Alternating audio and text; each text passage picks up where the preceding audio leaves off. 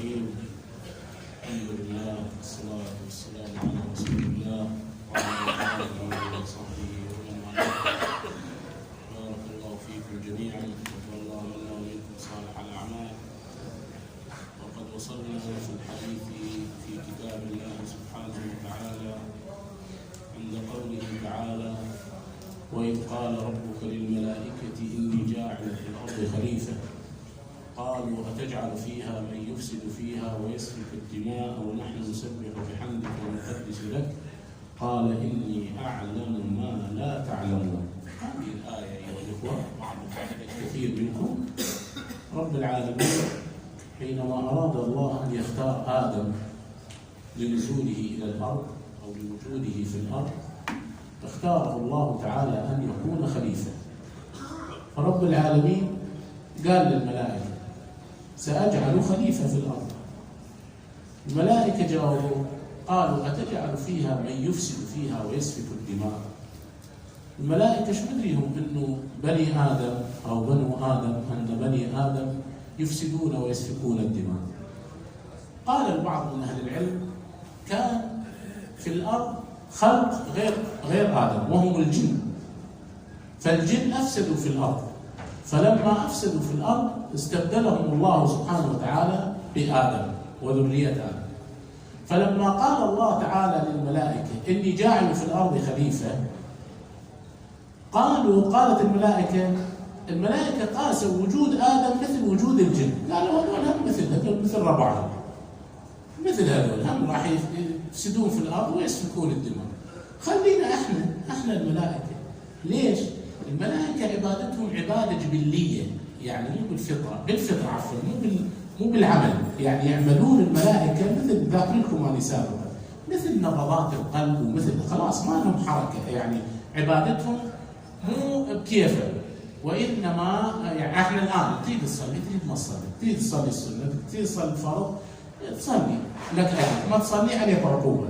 الملائكة لا، يلهمون الذكر والتسبيح. شلون احنا نبضات القلب او النفس يروح ويجي ما لنا شغل به، هو شغال. فالملائكة قال الله تعالى عنهم: لا يعصون الله ما امرهم ويفعلون ما يؤمرون. ولذلك قالوا لرب العالمين: قال خلينا احنا خلينا. فرب العالمين اراد ان يثبت لهم ان بني ادم افضل منكم، ولذلك عامة الناس افضل من عامة الملائكة، ورسل الناس افضل من رسل الملائكة بالتفضيل. يعني افضل شيء عند الله سبحانه وتعالى الرسل والانبياء، ثم يجي الرسل والانبياء بالملائكة اللي هم جبريل وميكائيل واسرافيل وملك الموت، ثم بعدهم بالفضيلة يجي عامة الناس، احنا المسلمين عامة الناس، ثم بعدنا يجون عامة الملائكة. يعني الانسان افضل من الملك عند الله. ليش؟ لأن بالعبادة هو يعبد الله سبحانه وتعالى بإرادته، الملك يعبد الله سبحانه وتعالى بفطرته، الله خلقه هكذا. عرفت شلون؟ ولذلك الإنسان أفضل من الملك بالشكل العام. فالملائكة رادوا قالوا: أتجعل فيها من يفسد فيها ونحن نسبح بحمدك ونقدس لك. رب العالمين قال: أنا أعرف أكثر منكم، أنا أعرف أنتم ما تعرفون. ولذلك بعدها ايش سوى رب العالمين؟ جاب آدم وقال له: تعال شوفك، هاي صناعة كذا، هاي اسمها كذا، هاي اسمها جلاس، هاي اسمها كلينس، هاي اسمها نظارة، هذا اسمه قلم، هاي اسمه كرك، هاي اسمه مسحاب. علم آدم الأسماء كلها، قال هاي اسمها هاي اسمها. قال بعدين جاب الملائكة قالوا: تعرفون هذا الأسماء؟ قالوا: نعرفها. قالوا: سبحانك لا علم لنا إلا ما علمتنا. قال: يا آدم أنبئهم بأسمائهم، اسماء هاي المسميات. قال: هذا كرك، هاي مسحة، هاي عود، هذا خشب، هذا قلم. قال: ألم أقل لكم إني أعلم غيب السماوات والأرض؟ ولذلك رب العالمين ثبت للملائكة أن بني آدم أفضل منهم. ليش؟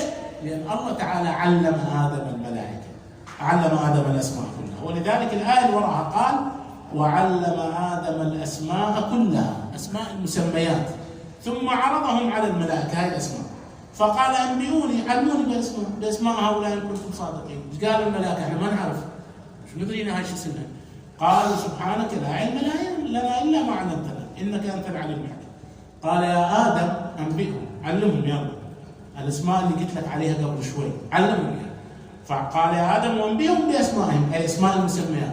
فلما أنبأهم بأسمائهم قال الله لهم للملائكة ألم أقل لكم إني أعلم غيب السماوات والأرض وأعلم ما تبدون وما كنتم تكتمون. هذا اللي يعني ليش اختارت آدم؟ الله جعل علم الله سبحانه وتعالى في آدم، ولذلك آدم خليفة الله، إني جاعل في الأرض خليفة. خليفة إيش؟ يعني يخلف الله سبحانه وتعالى في العمل. أنت بمكان، يعني إحنا بمكان الله سبحانه وتعالى في الأرض. مكان الله مو يعني نلتزم الأوامر ونجتنب النواهي. يعني أنتم مكان يقيموا العدل بالأرض، عيشوا بالأرض، أعمروا الأرض، كلها هذا أنتم مكاني، بس مو تروح تفسدوا فيها. لا، من تفسدون فيها تصيرون أنتم مثل هذول اللي قبلكم الخلق، اللي هم الجن كانوا قبلكم ورب العالمين خلاص خلصهم من الأرض. فنسأل الله تعالى أن يوفقنا وإياكم